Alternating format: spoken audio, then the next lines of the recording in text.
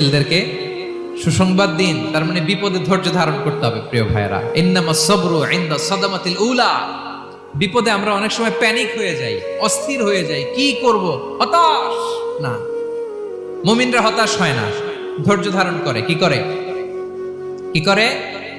ধৈর্য ধারণ করার শক্তি দাও গো মেহেরবান আমায়, দাও গো মেহেরবান। পড়েন, ধৈর্য ধারণ করার শক্তি দাও গো মেহেরবান আমায়, দাও গো মেহেরবান। সবাই বলুন একসাথে, ধৈর্য ধারণ করার শক্তি দাও গো মেহেরবান আমায়, দাও গো মেহেরবান।